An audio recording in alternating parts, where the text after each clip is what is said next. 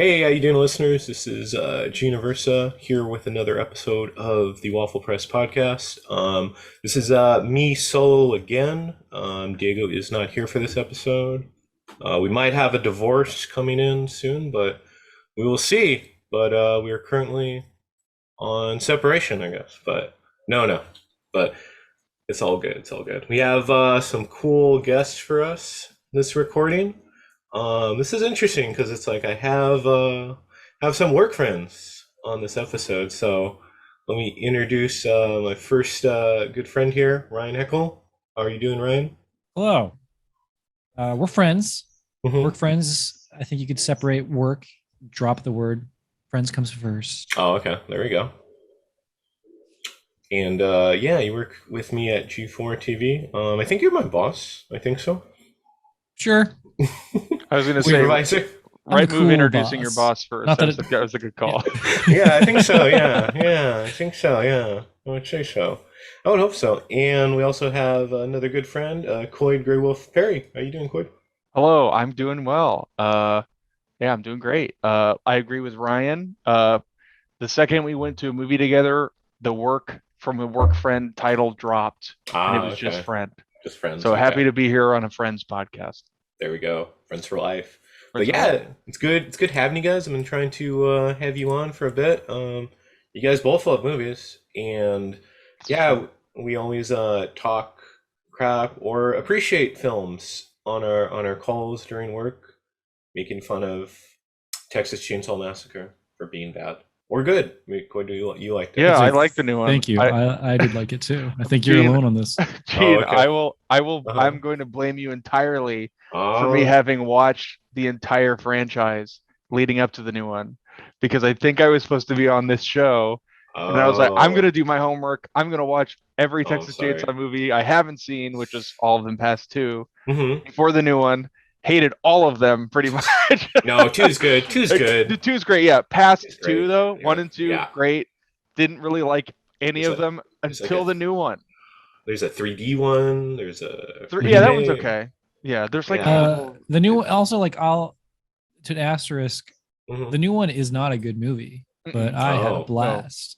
Yeah, I like it, but I will absolutely admit that it has a lot of problems, and I understand why people don't like it. hmm, But having watched six movies I definitely didn't like in a row that were completely creatively bankrupt, and hmm. then watching the new one, which had a ton of stuff in it that I was like, hey, this is different. Yeah. As dumb as this is, as dumb as a It's. Tesla autopilot decapitation is, Hmm. I'm in for it. Yeah. Yeah. It was. It made some interesting choices. We will leave it at that. We'll leave it Yeah. at that. And go from there. Yeah. So this is your first time on a podcast, guys. Hopefully, feeling good. Yeah. We usually start out just kind of just any movies you've been watching lately. I know we're going to talk about Beyondfest, but I guess non-Beyondfest movies. Quite just watched 6 movies in a row I yesterday. did. Oh, Yeah, I am. Yesterday I went to the annual New Bev Horathon, mm-hmm. which I love doing that. Sounded great.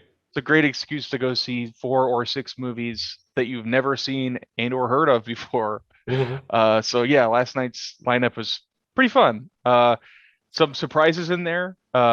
Something that I would outline that I didn't anticipate liking was a 1957 film called The Black Scorpion, which was a giant scorpion movie, and it Okay. was super dope. It was like kind of cheesy, like It's you like B know, movie. yeah, but also Yeah. like really brutal for like a 50s film, where like people you like see people get picked up and like snapped in half by this giant scorpion with this like they keep cutting to this like close up of like the face, and it's like a Hmm. clearly it's like a model shot of the face where it's got like its eyes are bulging out, and it's like dripping this like goo from its mouth, and it's Hmm. hissing, and it's like really scary for 1957. Like I can't imagine walking into a theater back in the day and sitting down and this being on the screen, because like it's gnarly. It's pretty gross, but a lot Hmm. of fun for uh a movie of that era. At black and Yeah. white too, which is kind of Oh. cool, which kind of added to the total like immersiveness of the like it's set in Mexico, Okay. in like this particular region where all these volcanoes are erupting and it's like Uh-huh. destroying the landscape. So there's all these big matte shots of like a giant volcano in the background and just like smoke coming out of the ground and like this like little Jeep driving around, kind of like excavating and looking. It was a lot of fun. Oh, okay. Yeah, it was. It reminds me of Them, the Ant movie. If Yeah, anyone's seen that. it's definitely similar vibe. But yeah, it was a fun time. Yeah, yeah. I went to the Horrorthon like 7 years ago, so God, it's a long time ago. And they play some interesting films. It's like Yeah, whatever horror movie Tarantino is obsessing about yeah. that particular year. It's usually I've been maybe 3 or 4 times, and I can usually walk away with at least two movies that like stick with me. Yeah. Uh, like previous years, like they opened with Edge of the Axe, which is a great like Spanish slasher that Okay. had some really weird stuff in it. Like there's a whole like computer subplot, and like the mask for the killer is really cool. It's like he has like a plaster head, and like just like never heard of this. Love it. Yeah. Total fun time with the crowd. Oh. Stuff like that. It's always fun to Yeah. like walk in and walk out with something like I will always remember this experience. Yeah. Yeah. The New Bev crowd is always great, Yeah. except if you're watching The Nice Guys. Oh no, what Were they happened? wait, yeah, what I was there for the Nice Guys. Were they Yeah. not into it? No, you were saying someone asked Shane Black something. Oh I'm my like, what is gosh. he- just asking. Oh Yeah, yeah, yeah. yeah. Oh, Q and geez. A's. That's Q and A's anywhere. Q&As, yeah, that's Yeah, true. which I'm sure we'll mention at some point during our Cringe, Beyond Fest yeah. discussion. Is they're always the worst Yeah. part of any experience. Oof, Cringe. I've had some of the worst Q&As in my life at Beyondfest. Like painful. Like look at your shoes. Yeah, Don't Just like been I gotta get out of here. embarrassed for them. Yeah. Yeah. Yeah. More But- power to those people that'll ask a question to like William Friedkin Mhm. about NFTs or something. But Yeah. like don't do that. Yeah. Like ask him what characters would you want Funko Pops of in your movies, and he'd be like, "What the fuck are you asking Exactly. me?" It's My like, favorite yeah. is when the person who's getting a question asks them just here's the question and doesn't understand what the question is. That's the best. Yeah, those are just awkward. You need like, I don't know, if you're gonna ask a question, be like pretty direct about it, because it's like, what's the point then? Yeah, get to it. Yeah, exactly. Ryan, have you seen any interesting films? I haven't seen anything new recently. Hmm. Beyondfest is kind of dominating my movie going Hmm. this month, but I did rewatch some good ones that I don't know. We rewatched Constantine the other day because I Oh, saw okay. the news of Oh, I've never seen them that. actually going back to the well and Hmm. giving a full Keanu sequel, and I was like, this Yeah. movie rules. Like I liked it as a kid. Yeah. I don't know why. Like the spooky Catholicism. Hmm. I don't know. It goes darker than I remember it going. It's great. Yeah. Um, Mhm. yeah, Constantine's good. What else did I watch recently? I watched Wind River for the first time like a Oh, month ago. the one with I slept on that. Yeah, Yeah. Taylor Sheridan one. Hmm. I It's still good. gotta see that too. Dude, Yeah, I that guess movie's real good. Yeah, it's that's surprisingly really well made. That came out of nowhere too. Yeah, And I'm a big Hell or High Water guy, so Oh, like that's a nice. good double. If you, Mhm. I don't think, well, you haven't seen either, right? I haven't seen either. Yeah, I've been sleeping on Sheridan besides Sicario, Yeah. which he wrote, and I Mhm. love Sicario. Haven't seen the second one, which I think he Mhm. directed. Mhm. You No didn't good? direct it. Well, you He don't did need to direct say it. Okay, okay. You don't need He to say he it. wrote that one too, though, right? Like he's still creatively involved. Yeah, in the he second one. he cashed that check. The only thing I know about the second Nice to get movie paid. is from the trailer when Benicio del Toro unloads like an entire like pistol clip into someone by he like sticks his finger into the trigger and like just jams almost kind of Oh, like when you're yeah. fanning the hammer of like of a revolver, Yeah. but he does it on like a mat like a Glock. Yeah. So there's no hammer to fan, but he's like, I'm just gonna pull this trigger as fast as possible. that it sticks in my head when anybody says Sicario 2. Yeah, yeah. It's not good. It's not good. Okay. But any good movies? Any good movies? Anyone? Anyone see? Oh, sorry. I've seen a ton. I don't want to front load the episode with Oh, yeah. a bunch of non-Beyond Fest stuff, but Sure. I have been. I did the math yesterday. I've seen 33 films this month, and it is Wow. as of the 15th of October. You still have like the rest of the So- month. Yeah, halfway through, and I haven't even. Yeah.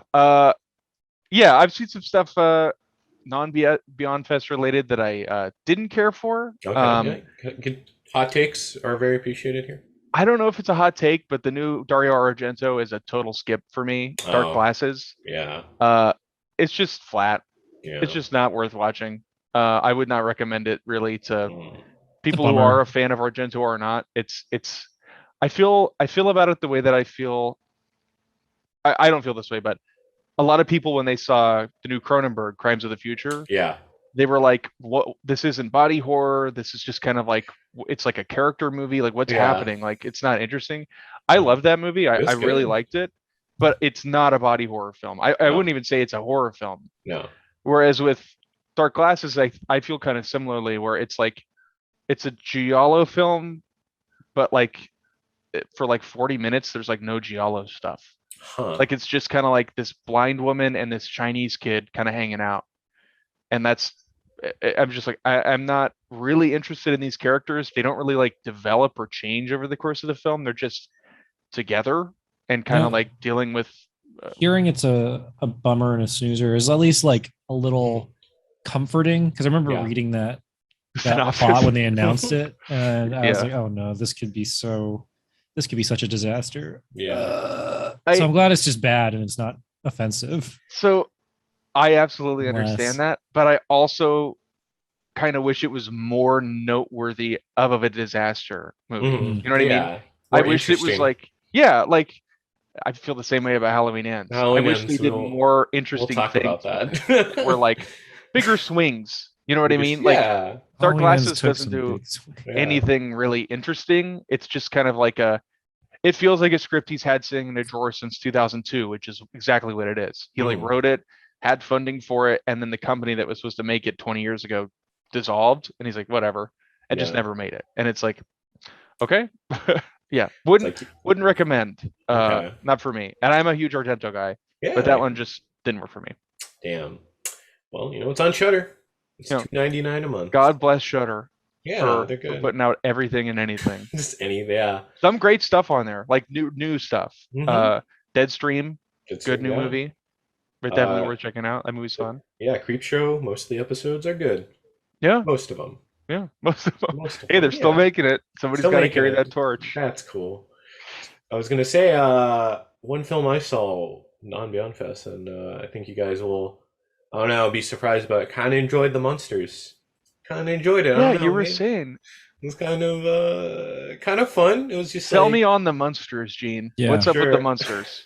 It reminds me of like, I don't know, like those 90s sort of like readaptions of like the Beverly Hillbillies or like the Flintstones, but in Oh, live yeah, you action. were saying it felt like an ABC Family original kind Yeah, of thing. like an ABC Family original. Here's Casper. Yeah. From the beginning. That's I could see that. I could see the appeal Yeah. in that. Yeah, if I was like maybe 10 or 12, I'd be like, oh, okay. Yeah, in the Yeah. hard shell VHS box. Mhm. Yeah. Have it.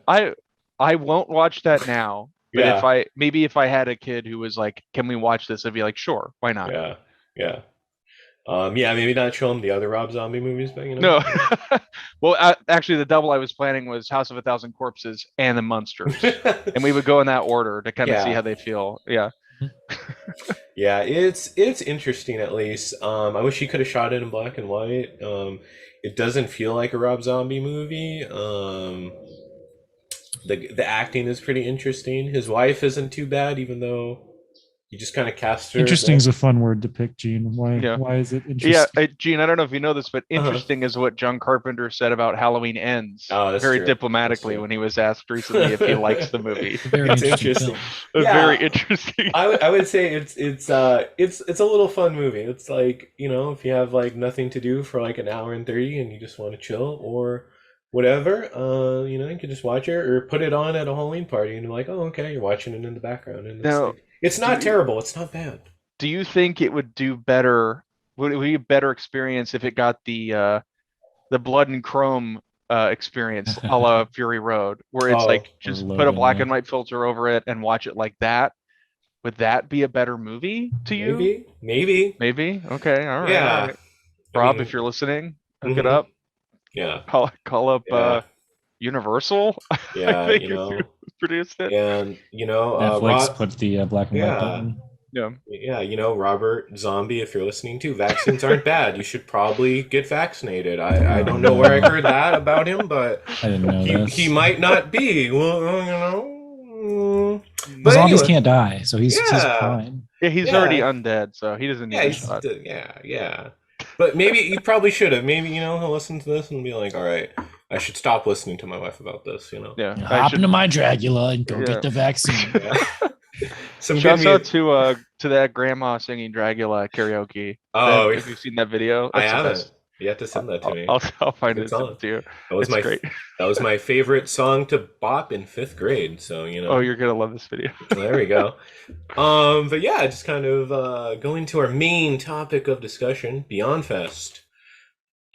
This is a great festival in LA. If any listeners outside of California or Los Angeles don't know about this, this is a screening that happens every year around October.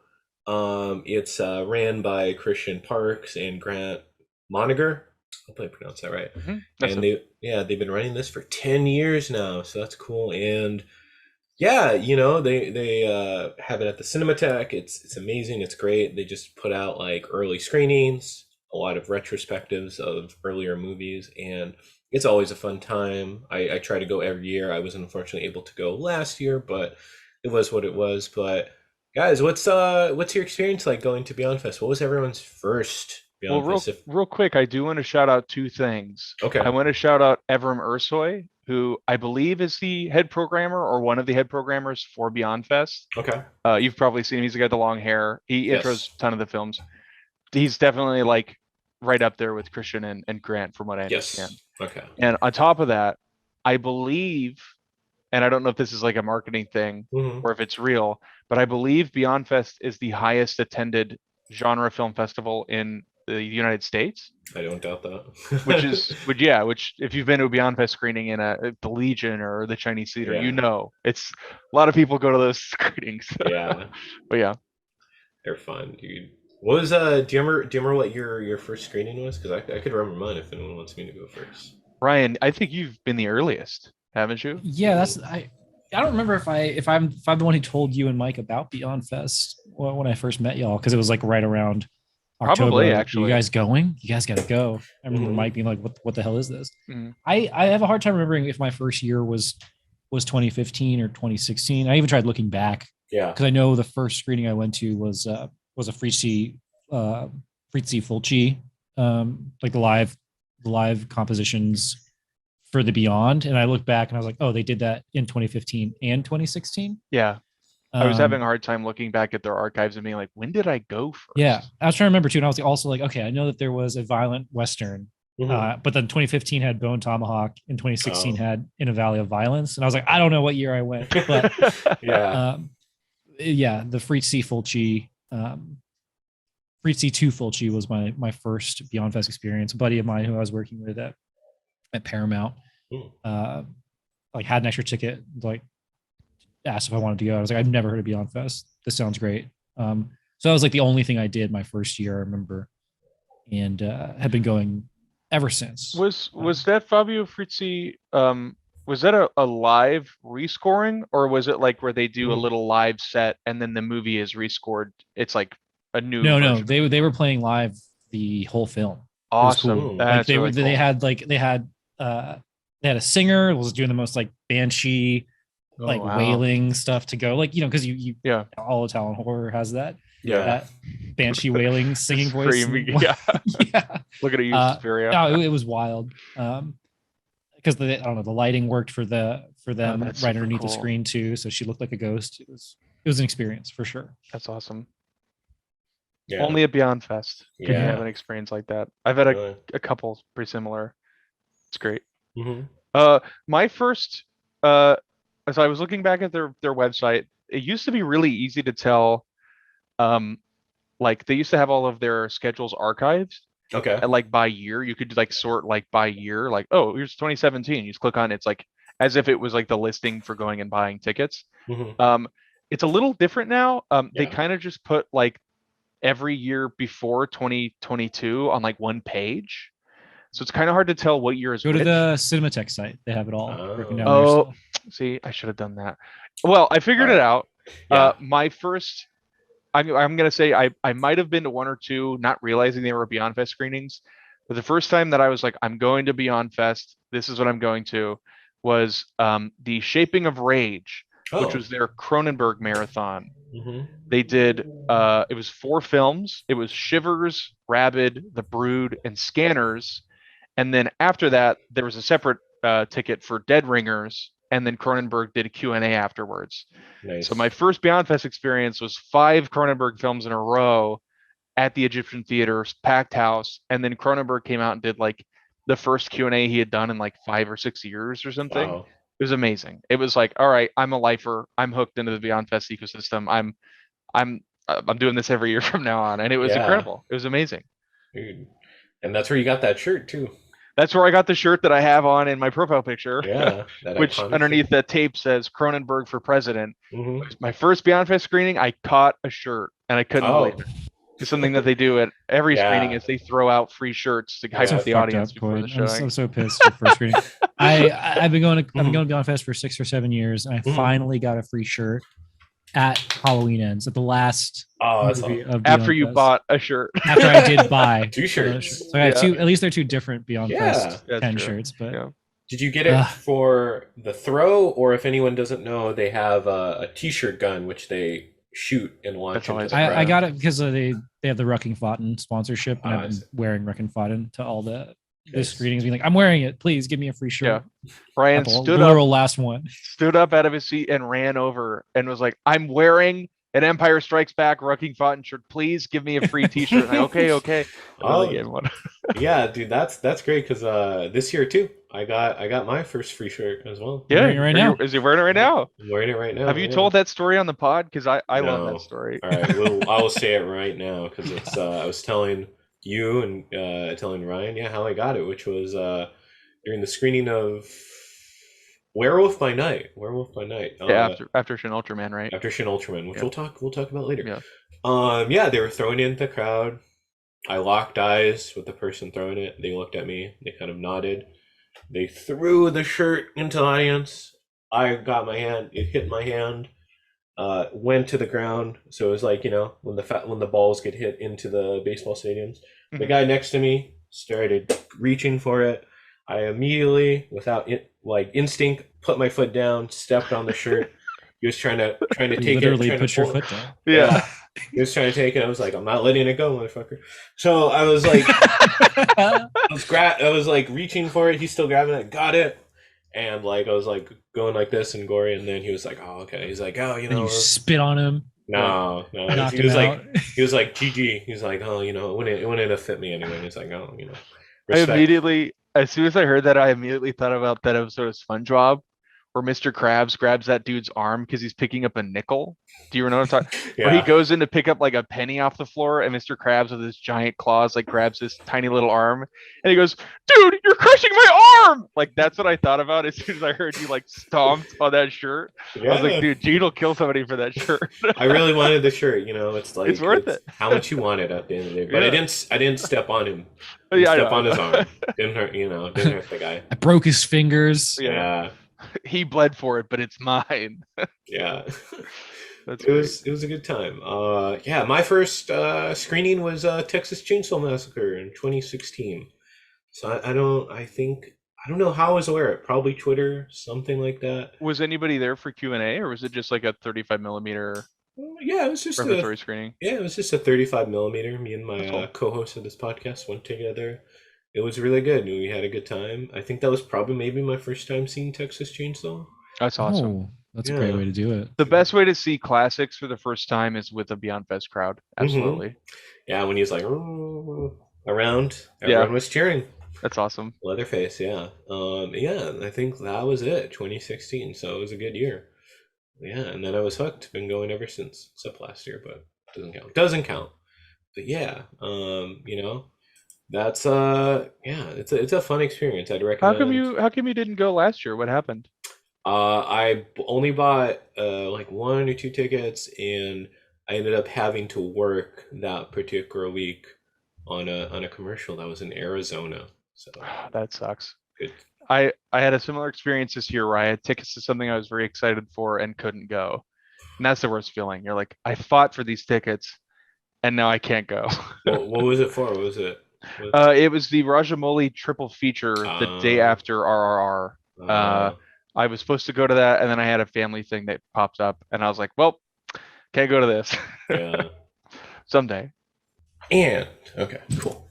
So yeah, Beyond Fest, I would recommend anyone going. So that's cool. But yeah, it's like it's a great way to go. Did anyone go in 2020? Yes. Who So, Ryan and think I so. went a couple times. Oh, yeah. Okay, yeah, I did that. Yeah, the drive-through yeah. or the I That's just drive-in. remember because I was doing the Beyond Fest, the drive-through stuff throughout the year. I didn't know. I couldn't remember if it was like that was Beyond Fest or if there was like a special Beyond Fest. So they did a really cool thing during the pandemic where obviously every movie theater was closed, mm-hmm. but there is a drive-in theater in Pomona, Yep. in between You know, Pomona and I think Ontario. Mission Tiki Yeah, the Mission Tiki close to you, man. Drive-In, which is way closer to me than any other Beyond Fest screening, so I was all over it. They did like over the summer of 2020, they did like every other weekend. They were just doing random double features that were like Beyond Fest by name, but it wasn't like Beyond Fest proper, where it was like 2 weeks solid. It's like, hey, here's like a double of like The Thing and Fargo. Mm-hmm. And it's like, okay, here's The Fly and the Blob. It's like awesome. Those are great drive-in movies. Misery and Saint Maud. Yeah. Yeah. So that was during Beyond Fest proper when they were like, all right, let's get some new stuff here. Let's host these. Where like they came out and like introed the film in person, and stuff like that. They had like some like debuts, like you said, Saint Maud, Synchronic, like had a like its West Coast premiere at this drive-in, stuff like that, which is like so awesome for them to be able to like bring in the lowest point of the theatrical experience of the height of COVID to bring like movies to people on the big screen in any way Mm-hmm. possible. It was amazing. Like Yeah. seeing like Possessor uncut, like a movie that like kind of came out of nowhere, and it was like such a cool movie to see like in the height of COVID Yeah. at a drive-in. It was awesome. Yeah, it was cool, man. It was good, dude. Ryan, did you go to any of those? Yeah. I was at a few of them. It turns out, I don't know the 2020, especially as a year, is kind of a blur. But yeah, I Mm-hmm. did a couple of the Beyond Fest doubles. A few of the ones Coyde listed. I think Fargo and The Thing in Fargo, I think the was thing in like Fargo. I think it was one of the last ones they did in December Hmm. or like November or something of 2020. That was Yeah, dope. That was a I good see the double. thing anytime I can. Yeah. Yeah. Um, Fun thing about that screening, I brought my brother, who is 8 years younger than me, Oh, who had never seen The Thing. nice. And to watch that movie through the like lens of someone who's never seen it before and hasn't seen a whole lot like it, Mm-hmm. to see him like react to like the big moments in that film, that's my favorite movie. So to like take my brother who hadn't seen anything like that before, be like, and we're in the car, so like he's like able to kind of like emote and be Yeah. loud about it, like during like the like the chest opening scene when that jump scare happens. He was like, oh my god, like he like screamed. He's like, this is great, this is the best, like this is why I came to this screening. It was amazing. Thank you, Beyond Fest. Mm-hmm. Dude, that was good. Yeah. seen the thing at a separate Beyond Fest too, right? Was that that 70 mil print? Was that Yeah, Beyond they've shown Fest? it. Yeah. I think so. Yeah, they've shown it a couple times. I didn't go to that one. I think it was at the Egyptian a couple years Yeah, ago. I was at that one. I got a big group for that one, and for also a lot of people who'd never seen the thing. Yeah. And it's that movie is so effective for first time viewers. Yeah. Even like that print we had, which was like it was a super clean looking print, but it was definitely it was pink, super pink, but it didn't detract from Which like, I think works the for that movie. Yeah. Yeah, that's dope. Yeah. Dude, that's cool. Yeah, I'm just glad they were able to have it considering like COVID and like no one was doing anything. I saw like freaking Dave. I saw like almost 3 David Lynch movies. It was Yeah, I like, was there for yeah. that. Oh The yeah, triple. the triple. Yeah, I couldn't stay for the last one, so I also dipped out on Lost Highway yeah, that's because cool. I love Blue Velvet and Mulholland Drive, and I'm kind of mixed on Lost Yeah. Highway. So at like, I think it started at like 8. The first Hmm. movie was at like 7 or 8. So like by the time we're watching Lost Highway, it's like 1 o'clock in the morning, which is like kind of the right time to watch that. Yeah. But like I was like, I fell asleep. I was with a friend and he like woke me up. He's like, "Hey, do you want to go home? Like the movie's like halfway through and you're asleep." Yeah. And I was like, "Yeah." Yeah. So we just drove away. It was really hot that night too. It was really like, Yes, it was. Dude, it was so hot. And like yeah. can't really like run your AC really like Hmm. for No, like at all. six No. hours. Yeah, no, you can't. It's just, Yeah. it's not happening, you know? Yeah. Yeah. I loved the whole experience because I loved that they brought this big, highest attended genre film festival to this kind of on the rocks drive-in. Hmm. Who like it was such a boon for their business, where like they were showing tons of new stuff all the time, but like to have like people flocking from the city out to this like kind of under visited drive-in Hmm. to see like world premieres of films or like triple features and stuff like that. And just like people like just lines out the door for the concessions, like everyone just supporting this drive-in was amazing. Like Yeah. And I never just would have like known about it if it wasn't for no, that I that lived year's Beyondfest. 15 minutes away from it and I never would have gone if it Mhm. wasn't for Beyondfest. And it was Yeah. yeah, it was awesome. Like in the height of the pandemic to be able to like social distance from people I had seen at other screenings that I'm not even like friends with, but like I remember running into like Brian, one of Hmm. the programmers at the New Beverly, and I hadn't seen him since the year before, and I was like, "Hey, like, what's up? How are you? Like, your job is closed. Like, how have you been?" Like, it was just a good to like see familiar faces that like I wouldn't have seen otherwise because I would only see them at screenings. Yeah. It was awesome. It was cool. Yeah. I mean, yeah, considering all the stuff we went through in 2020, it's, that was cool. That was Yeah. cool. Yeah. Especially. Did you Yeah. have a favorite screening from that from that series in particular, Gene? I know you said you went to the David Sure. Lynch triple. Is there anything else that you were really into? It was probably Mulholland Drive. Mulholland Yeah. Drive with that. Oh, for in general. Yeah, just in general. I love Psycho Gourmand. People have heard me say Psycho Gourmand's great on this That was a good podcast. double. Yeah, it was good, dude. What do I'll they double it with? Arch Enemy, which I will stand up for and Hmm. say I'm I a still fan of want to Arch see All that. Enemy. right. Mm, I know Gene's mid on Arch Enemy. I think yeah. Daniel Isn't Real is better, but I do Okay. Yeah. dig and would recommend Arch Enemy to people. Yeah. Especially if you've ever Ryan, this is kind of an inside thing for us, but they filmed a ton of it at the LA Center Studios where we used to work. So Oh. like the last office I ever worked in Hmm. was there, and then the pandemic hit, they closed that office, and then I went to see this movie during the pandemic at a drive-in, and like half the movie took place like in my office, which is Yeah. very weird. That was a personally cool aspect of that film, but yeah, good double. Arch Enemy and Psycho Gorman, fun time. I don't like Psycho Gorman that much. You don't like Psycho Gorman?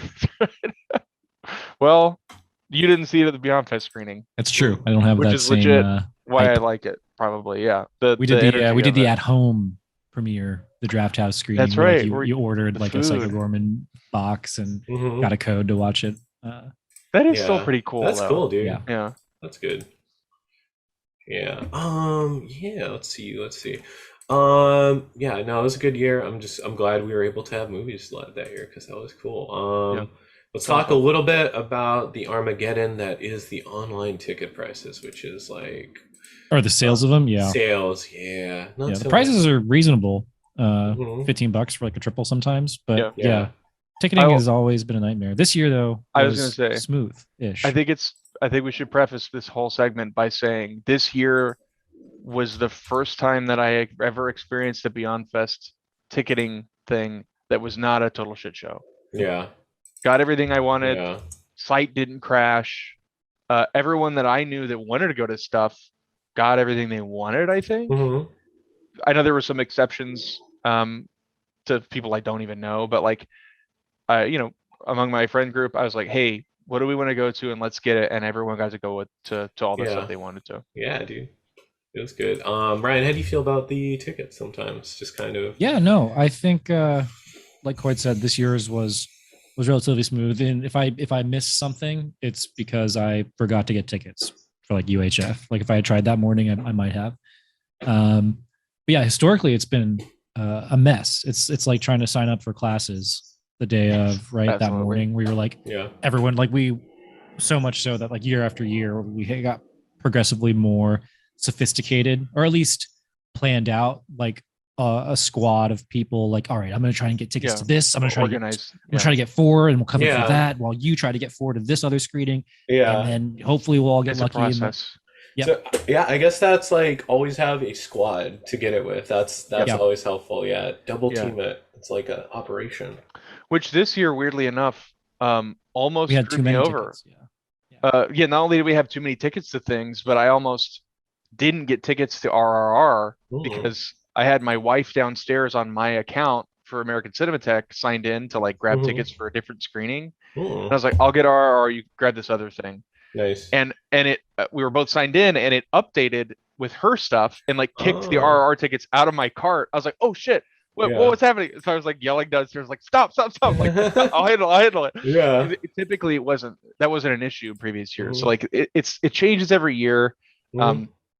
Something worth mentioning too is not even Fandango, a Mhm. company that sells movie tickets, Yeah. can handle the Nope. the the demand traffic. for Beyondfest tickets. I Yeah. think 2 years ago, or might have worst. actually been 2018 or 2018, 2019, 2019 was awful. where And they swapped they around were like, paper.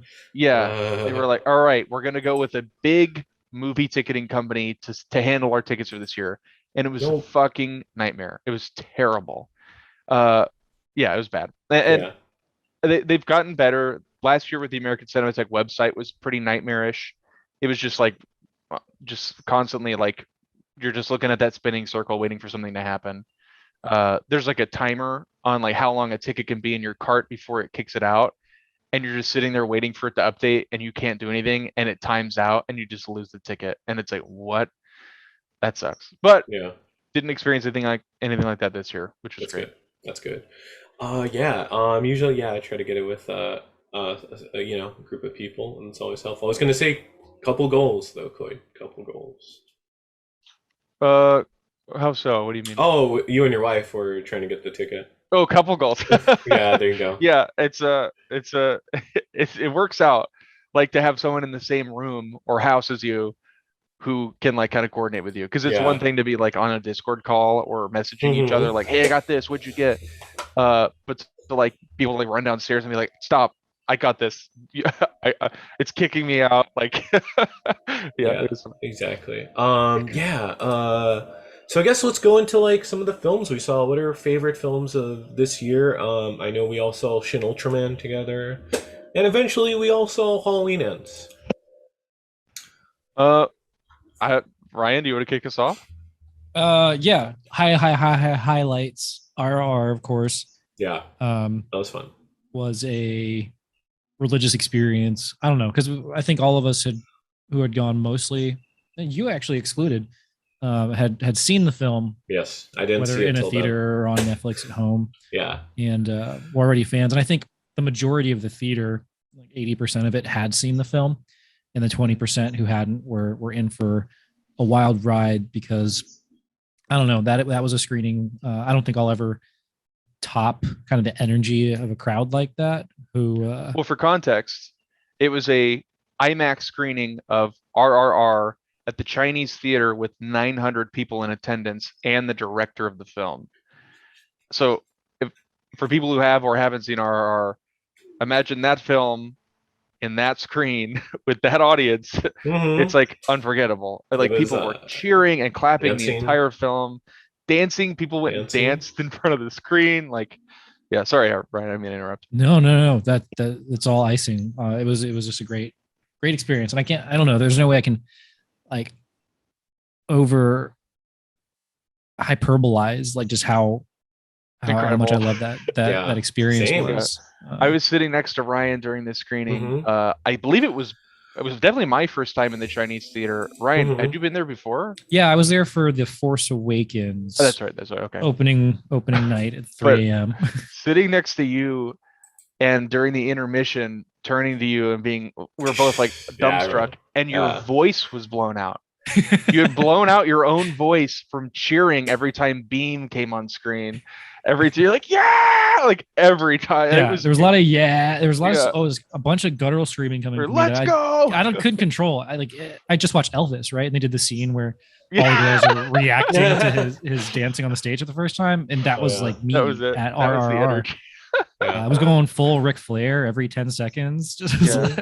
It was incredible. There's nothing like that experience, nothing like that movie, but that experience in particular was like nothing else. Yeah, exactly. The like standing ovation at the end, the like everyone like clapping in sync to like the outro song, like oh my god, people dancing to Natu Natu, like nothing else like it. It was it was amazing. If Yeah. anybody has the chance to see that movie in a theater, Yes. go see it in a Go theater. see it. That's the way to see it. Yeah. Oh, yeah. I would agree as well. I'll concede to that. That was very a lot of energy. A lot of energy. Yeah. It was like very it was a concert. Yeah, it was like a concert. It was like yeah. it was like the best 3-hour concert I've ever been Like to. a Queen concert, you know? It's great. I Yeah, would it was imagine, big. imagine that's what going to go see Queen would be like, but Yeah. like in a movie theater. Yeah, And it was amazing. and it'd be an action movie, Yeah.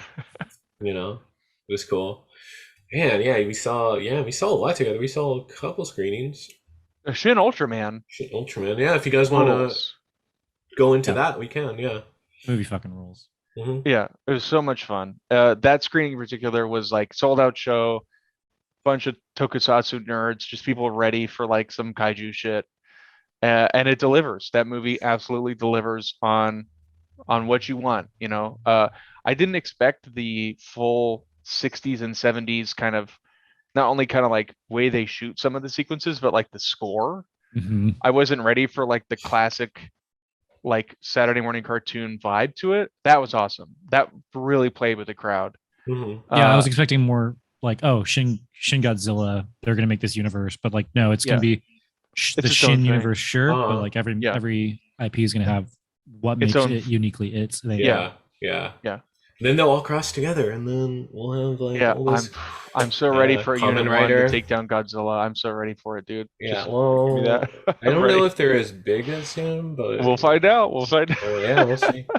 Evangelion, the Yeah. last one, coming to theaters sometime December, I think. December. right? Yeah, let's all get tickets. Let's yeah, go. let's with all that. go see it. Yeah, Let's because go. it's better than watching it at Amazon on 2 a.m. or something. Yeah, you know? although that was fun. was. A couple of friends and I we like got into Discord and synced it and watched it together Oh. as it premiered on Amazon, and that was fun. Nice. Interesting film, but Yeah. yeah, Shin Ultraman's great. I loved. It's written by Evangelion's Hideaki Anno, and I believe it's directed by the gentleman who co-directed with Anno Shin Godzilla. Correct me if I'm wrong. Okay, Yeah, cool. somebody who's worked with Anno on a bunch of other stuff. So if you're a fan of the style of Evangelion, like the filmmaking style of it, like the editing and the sound design and like kind of the tone of some of the characters, you'll absolutely love Shin Ultraman, because I was kind of worried going in knowing that Anno was not directing it, that he was just writing it, that I was like, oh, is this not going to feel like how I want it to Yeah. feel? But it absolutely does, and then some. Feel like, you know, his kind of sensibilities, plus, you know, some kind of other things that I can feel are from that director specifically, the guy that actually did direct it. Mhm. Yeah, it was a ton of fun. Did not expect. I'm not an Ultraman guy at all, and I think I am now after seeing that, because I'd never seen any Ultraman stuff before. But now I like want to go back and watch a bunch of it and be like kind of engross myself in it, because it's so much fun. Yeah. Yeah, exactly. Yeah, it was like that was a fun screening too, because everyone was like hyped. I think like some of the Beyondfest people are like, yeah, you kept bothering us for this movie, and now you get to see it, you guys. Here you go. When Grant did the intro, he was like, he's like, this is the one screening that we're showing because you requested it. Yeah. The audience was like, please play Shin Ultraman. Yeah, it's like, He was like, you don't will like this. sell out? Yeah, he's like, I don't know anything about this. Will this sell out? And it did. It sold out, and like people were hyped for it. I will say the one negative aspect of the experience that I had was we were sitting in like the 5th or 6th row on the right side of the Aero Theater, and I'm a tall guy, but the tallest person in the room sat directly in front of me with a hat on, and it is a subtitled film. Was it like an obnoxious hat too? It was like a cowboy hat. It was a beanie. It was one of those beanies that they wear like high, where they kind of pull it up. And Like, so the whole movie subtitled, so I was like bobbing and weaving to like read the subtitles around this dude's fucking head. yeah, And so that was, yeah, despite that, it was still a 5-star experience. yeah. That's good. Yeah, because I was like, man, it's like he had like a 10-gallon hat. It's like, it's Yeah. just there. Fucking Doug Yeah. Dimmadome sat in front of me for the Shin Yeah, right. Ultraman screening. He got his beer can hat for Yeah. his number one. Yeah. Yeah, Smitty Werven Jaegerman Jensen. That'd be interesting. But yeah, Ryan, any thoughts on Shin Ultron? It was fun. It was everything I thought it would be and more. I didn't know what it was going to be. I Oh. wasn't sure. Like same with Coyde. Like I have no real reference point for Ultraman as a character. I just always thought he was Yeah. kind of funny What's looking this? robot that Yeah. do the thing. Oh, Bizarre. there you go. So like yeah, it exceeded any expectations I had because I didn't really have any. I just had kind of Shin Godzilla to go off of, which I think is a blast, and of course loving Ava. And this was cool because it kind of it did hit, scratch the itch that both of those shows and movie gave to me, and I don't know, it was its own thing. Had a blast. Yeah. I love that it does scratch that itch, but also has all these other elements that are not in those, like Mhm. the really campy, silly stuff. I really love the structure of it, that it felt like 3 episodes of a television show. Yeah. Yeah. Like that was we're like cool. It 40 ended 3 minutes into the times. And was film, like, cool, it's there's like, more. yeah, 40 minutes in, it's like, here's a brand new villain. And then they like resolve that villain by like the 80-minute mark, and you're like, Yeah. okay, so the movie's done, right? It's like, here's another villain. Yeah. And it's like, oh man, There they're you go. just keep throwing shit in Just here, and going it's for like it, dude. super Great. entertaining. It's what's Yeah. cool is it also just hypes me up now for Shin Kamen Riders. Yeah, To like, super stoked for great, that. I'm gonna go into that with no expectation, but now I'll know that I really like Ava, Shin Godzilla, Shin Ultraman, and I want to see what of that is taken there and whatever they do What unique other for Shin Common Kamen Rider Rider. stuff that Yeah. they put in, that I have Yeah. no context for either. Yeah, well, definitely. But yeah, Like no, the Power Rangers, I guess that'll give Mhm. me a little bit of a Yeah. baseline. Yeah, exactly. Yeah, Shin Ultraman, good. I'd recommend whenever it comes out here, everyone go see it because it's fun. It's just wacky and it's everything about Ono. Yeah. It makes him so great. Even if you can't see it in a theater, get some friends together and watch it at home, because it's raucous. There's some like fun, like big crowd fun goofy moments that are like when he when he shows up the second time, I think, and he does that bicycle kick Mhm. where he like Yeah. spins backwards like super That's fast cool. and kicks that thing in the air. It's like, this is insane. Like, Yeah, this is not a Godzilla movie at all. This is a totally its own kaiju tokusatsu fun thing. Mhm. Yeah, it's a blast. Yeah.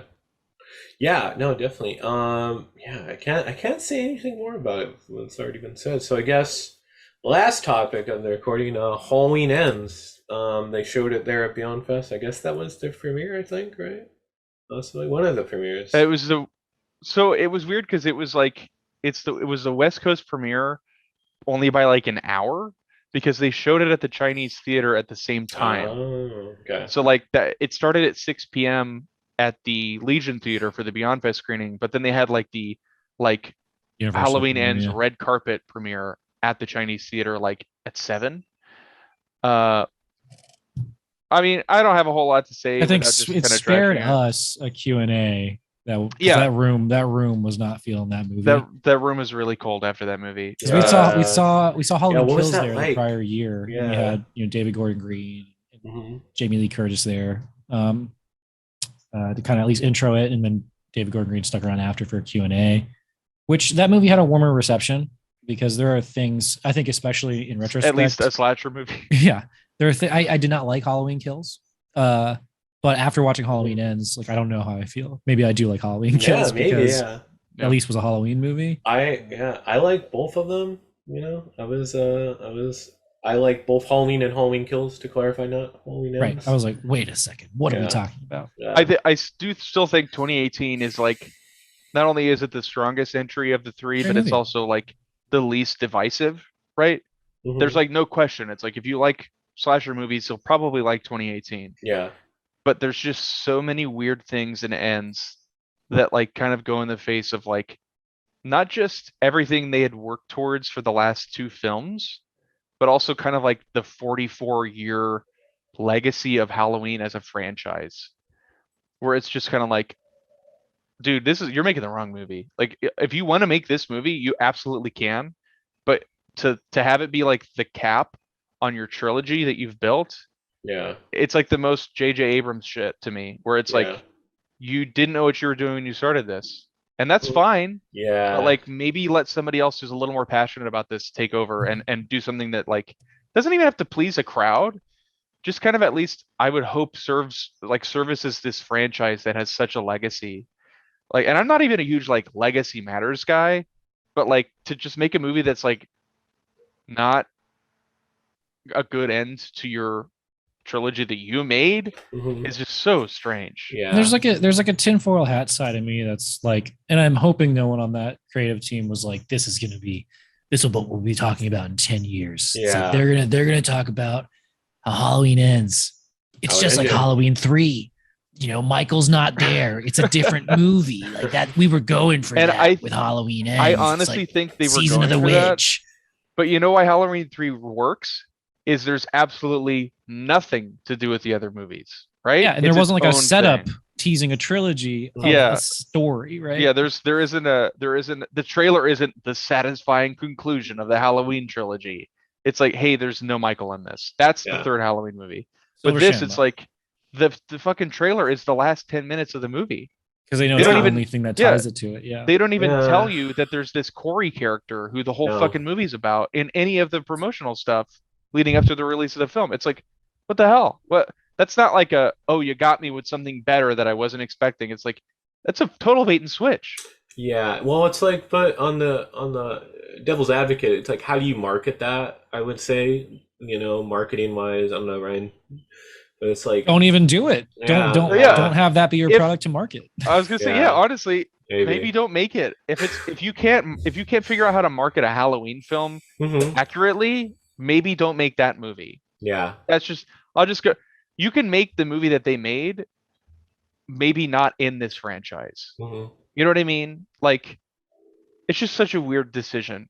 Which is And what people will be honestly- saying about Season of the Witch, right? Yeah. 30 Yes. years ago. Like- Which is like, Yeah. I'm annoyed because the tinfoil hat gets tighter around my head. yeah. But I love Season of the Witch, though. That's a good one. Yeah. It's honestly my favorite Halloween film is Halloween 3. That's a hot take, but And if this It is. was a standalone movie separate Yeah. of the Halloween universe, and it was about some character named Corey who had a terrible tragedy happen to him and a child, right? Mhm. And there was just some killer in a sewer that wasn't Michael Myers tied to these other two movies, and like maybe it could exist as its own thing. Honestly, I wouldn't have liked that movie either way. I don't think either. I don't think so. No. It's not even that it's But it in the made more context sense. of Halloween that I like hate it more. I just didn't think it was a good movie outside of the context that it's supposed to be like the end to this trilogy that they've built. You know what I mean? There's just so many decisions in it that are like, what are we doing? What? yeah. Like, there's like somebody. I was talking to Alex yesterday, Ryan, a Mhm. friend of ours. Okay. Gene, I believe you met a couple of times. Yeah, man, if you done this guy. He kind of put it in perspective for me where in Halloween 2018 Laurie has effectively ruined her own life Mhm. because she's so paranoid that Michael Myers is going to kill her despite him having been in prison for 40 Mhm. years, Yeah. right? Hasn't been a threat for 40 years, Mhm. but she's been afraid of him her whole life, so much so that she lives in the woods, she's got all these guns. In this film, Michael has after Michael has escaped prison, killed her daughter and her son-in-law, as well as countless other people she knows and loves. And what is she doing? She's She's making writing- pies. She's writing a book. She's She's not writing a hunkered book. down. She's not ready for him to come back, Yeah. even though he's literally just out there and nobody knows where he is or when he Yeah. could strike again. He's Yeah. not in Stayed prison in under lock and Haddonfield. key. Yeah, she stayed within like a 30-mile radius of where he probably is, and is just like not doing anything about it. Yeah. It's such a weird decision. It's Especially after the inverse. character that they've established that Laurie became in the last two Yeah. films. It's like, Yeah. why 180 reverse It's on like that? a She's backwards great character arc. Yeah, Mhm. it's such a weird. She's coped with her trauma. She's past it. It's like this is the least logical time for her to be okay with what's happening. Mhm. Her daughter got killed by this guy. What she had been worried about came to fruition, and he's still out there. The last thing he did was murder 20 townspeople after they thought they had now killed is him. not the time to take the foot off the gas and start baking pies. And now she starts making fucking. She's a grandma now. It's like, dude, what? It doesn't make any sense for the character that you've built for 2 films. It's so baffling to me. Like, what? I don't know. Yeah, it's just, it kind of reminds me of like Jurassic World Dominion, where regardless if you like Fallen Kingdom, regardless if you like or dislike Halloween Kills, it had a good hook for what the next movie would be. Fallen Kingdom, showed us dinosaurs were gonna be in the world, and then they did a movie about the movie. It's about locusts, and that's kind of like Halloween Ends, where it's just this movie and it's just about something entirely different. Because I thought it'd be like Laurie hunting Michael or the town hunting him, and he's gone for a bit. What's really crazy is like Halloween Kills ends the way that it does, and I don't love that movie, but there's only like 20 minutes of story left there. And you get that 20 minutes at the end of this film, but it takes place 4 years later. So like the steam that they had built up from like the momentum of like the entire town trying to get this dude at the end of Kills, and he gets away. It's like it's this bullshit like studio system thing of like, we have to make a third movie, but the second movie like drives you to like the conclusion of that character and then just drops it. Yeah. Kind of similar to like, I guess, Halloween 2, like the original Halloween 2, which I'm not a huge fan of, where there's like this epilogue of the first film in the first 10 minutes, and then there's like an hour and a half of like other nonsense, and then the end of the movie is like the end of that story. Yeah. And it's like, all you need here is the beginning and the end of this movie. Whereas with Halloween Ends, all you really need is like just slap the last 20 minutes onto the end of Kills and disregard everything else, and you're good. Yeah, exactly. It's yeah. There's not too much to talk about for Halloween Ends. I know my co-host might have liked it. I'll have a conversation with him about that. But oh no, I would love to hear someone else's thoughts who actually likes it, because so far I don't know anybody that exists. Yeah, I'll say my brief thoughts. It tries to do some interesting stuff in Haddonfield, making it like Gary from It, where it's just this evil that's constantly pursuing this town, sort of a lot of Stephen King things, and it's like, that's cool. But it's just, there's just too much stuff that's just not executed well. It's just like, the things like the romance angle of like, Laurie's granddaughter and like the, spoilers, Corey, who's like the killer, having this weird romance. It's on these motorcycles, and there's these so many shots of motorcycles in the night. Sucks. And it's like, what? I'm like, what is wrong this movie? Yeah, like this is like from Twilight or like some sort of romance novel, and I'm like, what? I don't really want to. I thought Andy Manichak, the actress who plays Allison, Laurie's granddaughter in all 3 of the films, is really good in 2018 and in Kills. And in this movie, I just got the sense that she really didn't want to do what she was doing. Yeah. Because there's so many scenes where she's like really forcefully like biting her lip or trying to make like eyes at this Corey character. This like murderous guy. It's so forced. It's like I just felt like the character, like the actor was like, this character shouldn't be doing this, but has to, because that's the script. Yeah. I really got that feeling from it. It's like, that just sucks, Yeah. It's when you write female characters, you have to give them their own agency, and I felt like she really didn't have too much in this movie, which is not very at all. Unfortunate. Yeah, it's this weird, I can change him. That's the third Halloween movie. I can change him. That's what you want. Okay. Change Michael Myers. Ever since I heard about you killing that kid, I knew I had to find you. Yeah, exactly. I knew you were different like me. Sure. Okay. Anyways, Halloween End. Yeah. There it is. Oh, it's over. It's over, guys. Maybe I'll revisit this, but it just wasn't it for me. I know you guys had a very polarizing reaction, but yeah, this is kind of like, what the hell is that? My favorite take on the film is, as we were walking out, there was like another guy like meeting up with his group of friends who had just all finished watching the film, and he goes, "Evil sucks tonight." Yeah, That was there, and I was like, yeah. "There it is. That's it." I was watching it outside AMC Burbank, and I was like, "Evil!" I was like, everyone was like yelling, "Evil dies tonight," which I know you guys It's a don't people really care meme. for People that. meme on it. Yeah. Yeah, it was kind of, it was at least, it was an interesting crowd to see it Yeah. with. That's Yeah, I cool. don't know. It reminded me of like Rise of Skywalker, where people didn't know how to react. Kylo Ren makes out with Rey, and people are like, and then it just kind of I stopped. think a lot of people, you see a lot of takes on Letterboxd of people being like, "This one's going to be divisive," and when I see that, I'm like, "Do you just not know how to like Hmm. comprehend what happened?" Cope. Yeah, Like they yeah. just because like I understand it. It's very weird that Hmm. this is what the movie is. Yeah, So like some people definitely see it and are like, I don't know what to do with this, and yeah, kind of just exactly. clap at it, like you said. So Yeah. whatever. But yeah, but I guess that kind of closes out for right now. Halloween ends. Let's Maybe end we'll on a high note. end on a high note. Guys, we're kind of a little pressed on time, but like, let's give our favorite Beyondfest memories. Anything just off the cuff?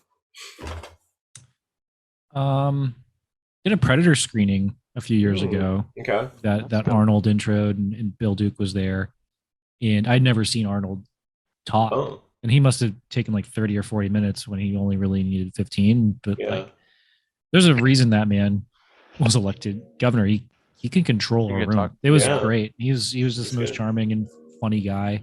Yeah. That's awesome. Predator is awesome. Hmm. Happy to watch that anytime it's around. Yeah. Uh, Freddy's great. My favorite action movie. A big favorite screening of mine was a Tom Atkins triple feature: mhm, mhm. Halloween 3, Night of the Creeps, and The Fog, with a Q&A by the man himself afterwards. It was Really, awesome. really fun. He's such a pleasant human being, and the Q&A was a lot of fun. That was great. Sold Yeah. out Egyptian screening. Everyone was. They handed out Tom Atkins masks, where it was like a popsicle stick with a cutout of his face from Night of the Creeps on it, and had everyone hold them up to their face as he walked into the room. So he walked into the screening and everyone was him, and like he was like, "Oh my God, this is crazy!" Yeah. It was a ton of fun. That sounds fun. I would love. He chugged a Miller, He did. He Miller chugged a Lite on the Miller Lite on stage. stage. Yeah, big Yeah. Pittsburgh guy, so he's like, "Oh, I got to chug Miller Lite." It was awesome. I would have loved to go to both of those screenings. That sounds really fun. It was the Arnold first time too. I'd seen Night of the Creeps, and Night of the Oh, Same. Creeps fucking rules. Yeah, nice. fun time. Never seen it, but totally recommend. Hmm. It would be cool. Yeah, I like Night of the Creeps. Thrill me. It's good. It's good. It's good. Yeah. Favorite Beyond Fest screening. Man, I've been to so many. I've been to so many. I think seen an early screening of Arrival like a month or two before. Oh, That's yeah. right. I remember that. Yeah, it was like I just got in free screening. That was one of my first free screenings for there, and I really enjoyed that movie. That's a good Denis I might have Villeneuve. worked that one, Gene, because I was in Oh, the publicity department at that oh, time. Yeah, I might have been there. I might have put a wristband on your arm. yeah. Maybe I met you before I even know or passed Mhm. across. You know what I love about Beyond Fest is the fact that they premiered Arrival. Like they'll just pull these films out of nowhere where it's like a huge studio release that's like 2 months out, and it's gonna play the night after like Dario Argento comes and introduces Suspiria. You know what I mean? Like they did Mhm. fuck, what was it? Like never mind. Yeah. No, that's But fine. that's just I just love that. It's great. Yeah, I really enjoyed Oh, them. I know what I was gonna say. They did a premiere for Parasite with Mhm. Bong Joon-ho like 3 months before he won the Oscar. That Like was amazing. Yeah, they I were remember just that. like, let's fucking have him here and have a sold out Egyptian crowd watch this Let's movie for the go. first time. And it's Yeah. like that's amazing. Like it's great. Hmm. It's the best. Yeah, yeah. Beyond Fest, I think that's what makes it so magical. Um, just The the spectrum ability. of things you can Yeah, see. Yeah. Mhm. yeah. The It doesn't have the spectrum. pretense that I feel like surrounds a lot of festivals. And not to Yeah. talk down on No, no. the other ones either, but it's Yeah. just like, Mhm. okay, yeah, you're gonna see Arrival just because somebody at the Cinematheque knew a guy. Yeah. Mhm. You all get to experience this with a crowd of like-minded individuals as yourself who Yeah. are It gonna eat this also, up. weirdly enough, for being the biggest genre film festival in Los Angeles, it does not feel like an industry film festival, No. like a TIFF or a Toronto, like a Toronto is like a market festival, right? Yeah, Like people are yeah. going to I went sell there. their films. This does not feel like that. You Hmm. know, like Film appreciators. obviously those kind of things happen, but it's a lot of like, this is for people who want to go see these movies as opposed to people who want to acquire them and sell them, Yeah. which Like, is, it's such a different atmosphere. yeah, it really is. It's just like, just film fans. Yeah. Yeah. It's just cool. But yeah, I think that sums it up perfectly, dude. I don't think of anything else to say. Do Definitely. you have a favorite from this year that you'd want to recommend people seek out when it comes out, like a new movie coming up? Yeah, Because I have a sure. couple. Sure, yeah. Let's just do some quick recommendations because I saw a lot. I think my favorite obviously is Shin Ultraman, but I would recommend like Something in the Dirt. We all saw that together. I was Yeah, gonna- I'll double was up gonna on say that. that. Yeah, Movie it's is cool. fantastic. Very good. My favorite Benson and Moorhead film that I've seen is absolutely Something in the Dirt. Yeah. Highly recommend, especially if you're a weird LA nut. Yeah. like we Also, all the really movie are. cost about 50 grand to make. Yeah, which is Wow. remarkable. Yeah, They're making so, that budget back. They're making so it back. engrossing. Yeah, it's so engrossing. Yeah, big fan of that movie. Not that this little indie company Disney needs a plug, but Werewolf by Night is a lot of fun, Yeah. especially in this month. I don't know, separate it from the entire Marvel universe if you'd like. It's just a fun little monster movie. Yeah. On the opposite end of the corporate spectrum, I would recommend a movie I don't think either of you have seen called A Wounded Fawn, which is Travis Stevens. It's his latest film. Previously did The Girl on the Third Floor, which I did not like, and Jacob's Wife, which I was also mixed on. I thought A Wounded Fawn is his best movie. It's very weird. It's kind of like a combination of this year's Fresh. I don't know if you guys saw that on Hulu, which is also great, and I highly recommend. It's a mixture of that film and Evil Dead 2. And I think it works really well on both of those. Very weird to have a movie like very directly reference Evil Dead 2 and it work for me. Usually something like that might be kind of cringy or derivative or just not work, but it really worked for me. Because it's kind of shot through this, it's shot on 16 millimeters, so it looks really cool. It's like really moody. It kind of has like almost like a Jodorowsky aesthetic to it. So like having that lens on an Evil Dead 2 mania was a ton of fun. Highly recommend. And it's like a 2-person film too. It's one of those. It's really good. Yeah, dude, exactly. Some good recommendations, guys. This was cool. It's also just good to finally have you guys on, especially for Beyondfest. Yeah, it was great. Anytime you guys want to chat, I'm always down. Thanks. Yeah. I don't know. We kind of do anything you want to plug, any sort of like social media or not, wherever you guys are comfortable. I'm like Mads. I'm not an online person. Yeah, Ryan and I are both non-line people. Oh, okay. I just made that up. Yeah. I don't use any social media. I work for the internet, and I'm not even gonna plug that because find us on Letterboxd. There you go. Yeah. Yeah, there you go. There we go. What is your letterbox? Just my name, Coyde Gray. Yeah, Okay, there you go.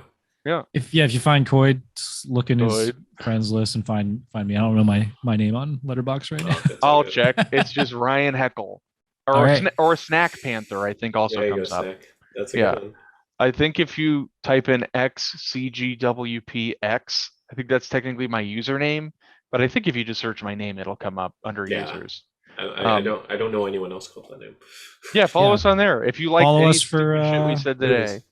Any of the stupid shit or some low effort puns when I want to leave a negative review for a movie, by all means, check me out.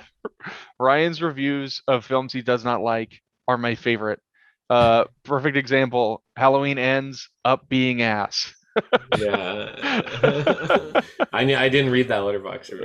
Yeah, he has some good ones. Or his recent Hellraiser review, Hell Nah. Yeah. Oh yeah, that was a Beyondfest also. That was a Beyondfest screening. Oh my god. Kind of mixed on it. All the Cinnabite stuff is fun. All the human stuff sucks. What can you do? Yeah. I'll watch a sequel. Yeah. Oh yeah, I'll be there for the next one. Yeah. Go watch The Night House. Yeah, better Hellraiser. Night House is a better Hellraiser. Yeah, for sure. Yeah, you have some good letterbox and good comments too. Good comment. Follow Gene. Follow Gene on Letterboxd. Yeah, just Gene Versa. But yeah, please, check out all those things and down the letterbox. You can find me on Twitter, June9892. You could follow the Waffle Press at the Waffle Press Podcast on Twitter, Instagram. We're on Spotify, iTunes, SoundCloud, and YouTube. Like, share, subscribe. Thanks for listening. Thanks for watching. We've been professionally unprofessional.